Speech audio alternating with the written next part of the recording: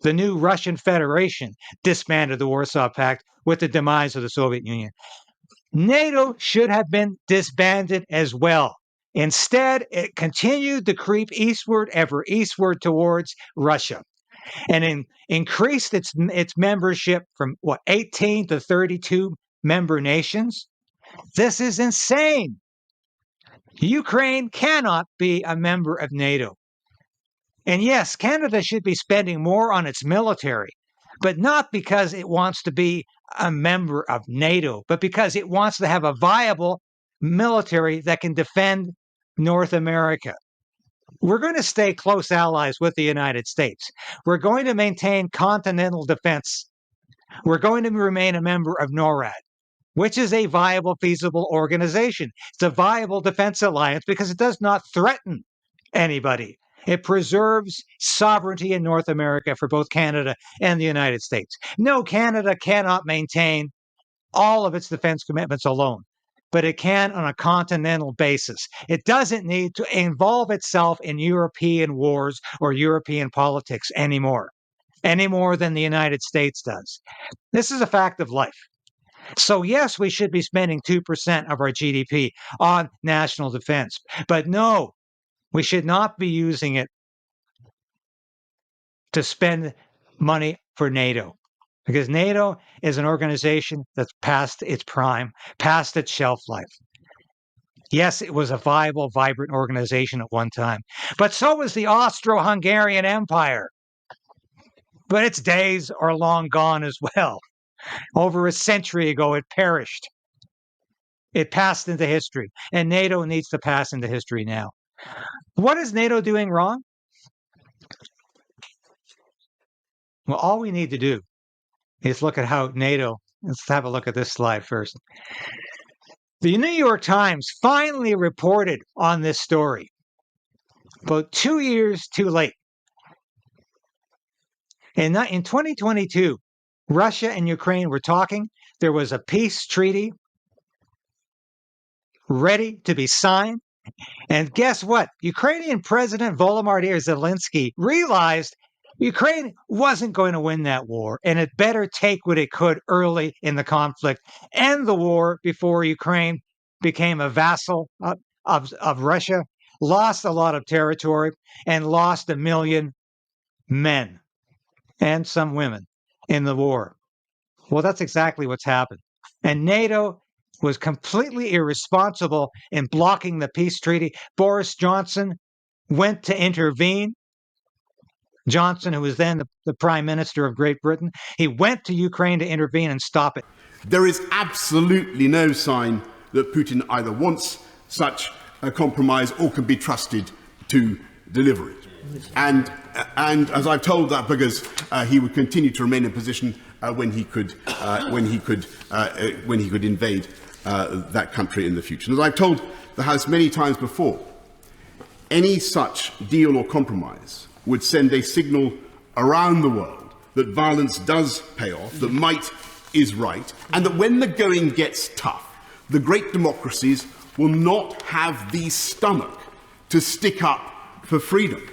And that is why we have absolutely no choice but to stay the course, to stay resolute. And we should be confident because with every week that goes by, our position gets stronger and Putin's position gets weaker. And they've admitted this now. They finally admitted that America did not want peace in Ukraine because it wanted to push Russia farther into war and to see how much damage the war could produce on Russian military strength and economic strength. It wanted to destroy Russia. The United States has never been about accommodation with Russia following the end of the Soviet Union, following the end of the Cold War. It's always been about wearing down Russia so the United States can be the only superpower in the world, and the United States power can be paramount everywhere in the world, in Europe, in Asia, in Africa, and of course in North America and South America. That's what this is all about. That's what it's always been about. So what does Canada want to be, continue to be a part of this organization that is falling apart? Turkey is on the verge of leaving NATO. Hungary wants out because it doesn't want a war with Russia, and certainly doesn't think a nuclear war is a good idea for anybody. How much is Canada spending? And here we go. Canada can't spend 2% of its GDP on national defense. It can't maintain a viable Army, Navy, and Air Force. On average, 55% of our ships, of our armored personnel carriers, and our fighter jets at any one time are unserviceable. US, as we used to say in the military. They don't work. 55% on average.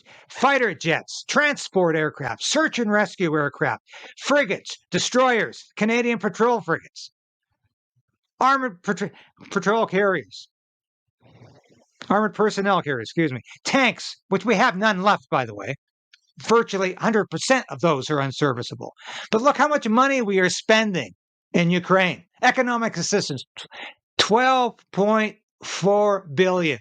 But guess where a lot of that goes?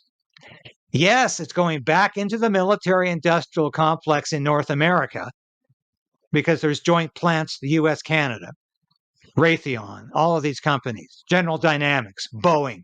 This is all part of the military-industrial complex that just lusts after more wars because they make billions of dollars off of them. So yes, the money's going back into the military-industrial complex, but other monies are being gobbled up by corrupt government officials in Kiev. I call it the black hole of Kiev. Humanitarian assistance, $325.5 million. Development assistance to $442 million. Security and stabilization support. What the hell does that mean? Just about anything else. Approximately $210 million. Total price tag, over $14 billion.